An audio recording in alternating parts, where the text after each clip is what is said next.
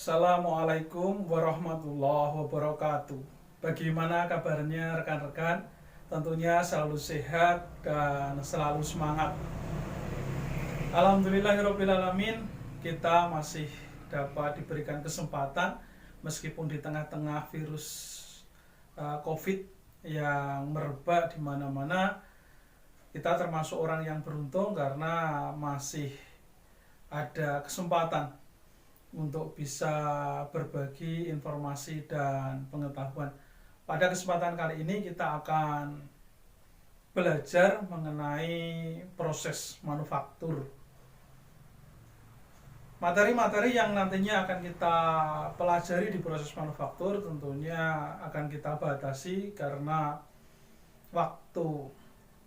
Hampir semua apa yang ada di perusahaan, proses pengerjaannya baik melewati mekanisme mekanik, kemudian hidrolik, pneumatik, tentunya di situ akan merubah barang mentah menjadi bahan jadi.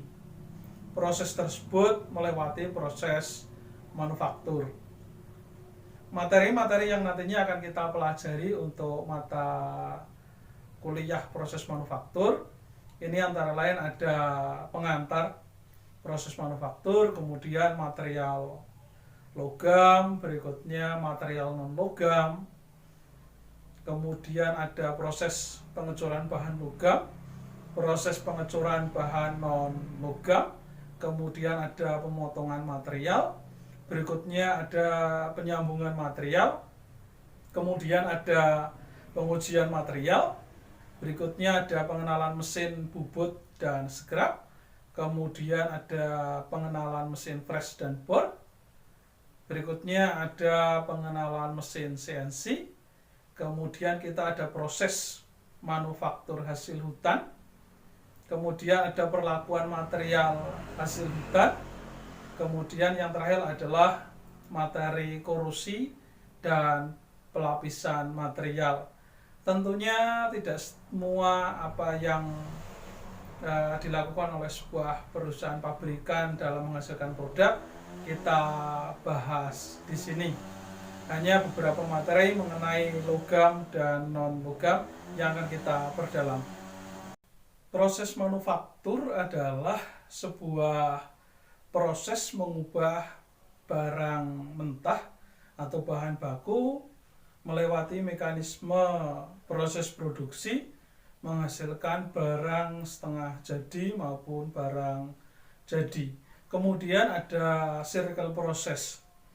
Biasanya untuk menghasilkan sebuah produk itu diawali dari pesanan oleh konsumen. Kemudian pesanan tersebut dilanjutkan dengan proses desain oleh pabrikan, apa yang diinginkan konsumen manakala produk tersebut memang produksinya adalah produk pesanan. Meskipun demikian, beberapa perusahaan itu tetap meminta informasi dari konsumen pada saat akan membuat sebuah desain produk. Setelah informasi dari pelanggan atau pengguna ataupun konsumen itu memberikan informasi tentang produk yang akan dipesan, perusahaan akan membuat desain awal terlebih dahulu. Selanjutnya, desain tersebut dijadikan dalam bentuk prototipe ataupun contoh. Kemudian setelah selesai desain tersebut, dikembalikan lagi kepada pihak konsumen untuk dilihat apakah sudah sesuai atau belum produk yang dipesan. Kemudian, manakala produk tersebut sudah diinformasikan kepada konsumen dan konsumen sudah mengiyakan ataupun ada perbaikan dengan catatan, maka perbaikan dan seterusnya akan diberikan kembali kepada perusahaan. Perusahaan akan melanjutkan proses tersebut dengan proses perancangan. Kalau tadi di depan masih informasi dalam bentuk desain, kemudian dilanjutkan dalam bentuk gambar rancangan dan gambar detail. Setelah itu dilanjutkan dengan proses produksi. Tentunya disesuaikan dengan alat, disesuaikan dengan mesin, disesuaikan dengan material, disesuaikan dengan tenaga, disesuaikan dengan biaya yang ada. Sehingga manakala di situ sudah disetujui dan memastikan produksi tersebut sudah siap, dilanjutkan dengan proses massal. Kemudian setelah dari sana selesai, dilanjutkan dengan proses pengemasan dan dikirim produk tersebut kepada konsumen. Demikian proses circle atau perputaran proses pengerjaan sebuah produk industri. Hampir semua yang kita gunakan, mulai dari kita bangun tidur sampai dengan kita tidur kembali, kita menggunakan produk-produk industri. Untuk produk manufaktur, ini adalah produk yang melewati pabrikasi dan tentunya di situ melewati proses-proses yang panjang dengan berbagai peralatan dan berbagai mekanisme mesin sehingga menghasilkan produk yang bermutu. Berikutnya, dalam proses manufaktur itu dibagi menjadi dua skenario. Skenario yang pertama adalah produk berdasarkan pesanan dalam jumlah kecil, kemudian produk pesanan dalam jumlah besar. Dalam hal ini perusahaan akan menyikapi di mana perusahaan yang memesan dalam jumlah kecil atau edisi terbatas ini dibutuhkan skill yang tinggi, kemudian mesin-mesin tertentu tentunya. Berikutnya dipastikan akan menelan biaya yang besar karena operasional tetap sama, khususnya untuk proses desain, tetapi jumlah produk yang dihasilkan kecil. Untuk perusahaan-perusahaan yang memang setiap saat berganti produk, misalnya ada pabrikan mebeler yang rentang waktunya paling tinggi hanya 6 bulan, 7 bulan, selanjutnya akan ganti dengan pesanan produk yang baru. Misalnya oleh beberapa negara di luar sana, tentunya akan bersiap bahwa setelah proses ini selesai, apa yang akan dilakukan terhadap mesin, terhadap karyawan, terhadap peralatan yang kita punyai. Sehingga pada saat kita mendapatkan pesanan yang rentangnya tidak panjang, kemudian selalu berubah-ubah, maka perusahaan akan ekstra.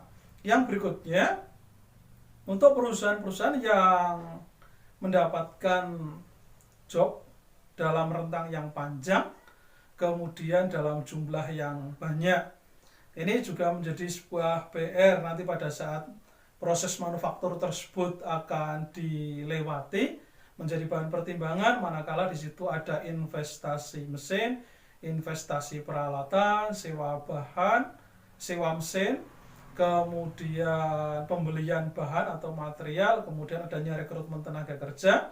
Proses manufaktur yang seperti ini juga harus diperhatikan, sehingga jangan sampai nanti sebuah perusahaan manufaktur setelah mendapatkan order dan pada saat seharusnya melakukan aktivitas di proses berikutnya, karena tidak ada order, maka perusahaan tersebut akhirnya gulung tikar atau mati.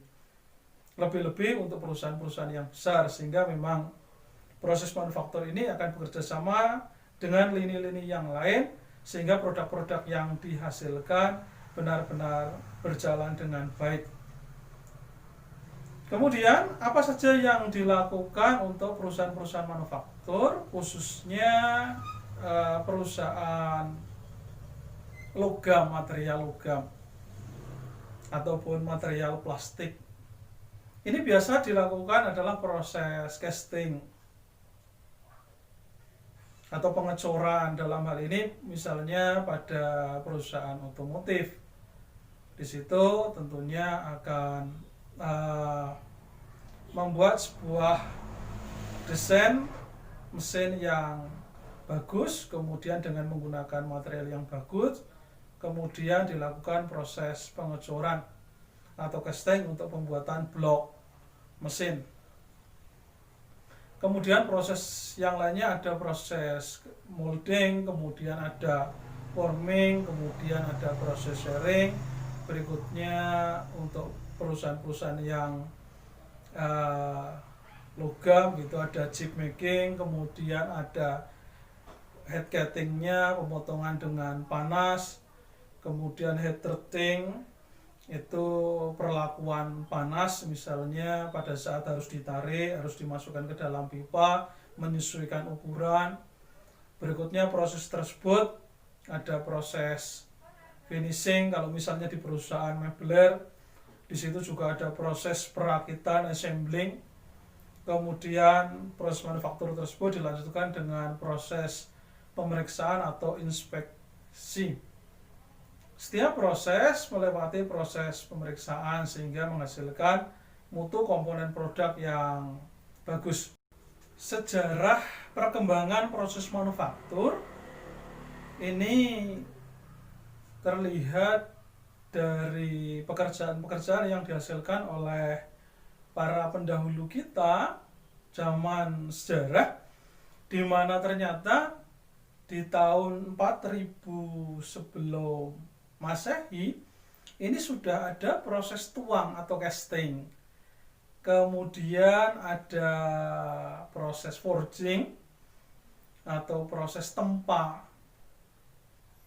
Di tahun itu teknologinya sudah sampai pada proses yang sedemikian rupa. Kemudian di tahun 1000-an Masehi ini proses menggambar sudah bagus.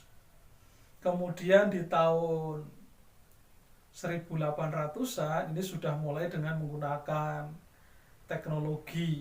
Bahkan di tahun 1900-an ini elektronikal sudah mulai mempengaruhi proses manufaktur.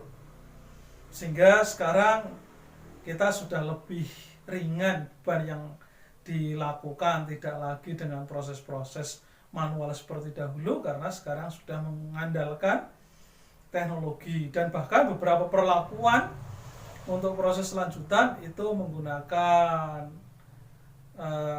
komputerial numerical control atau mesin CNC, sehingga tentunya di situ lebih presisi hasil pekerjaannya.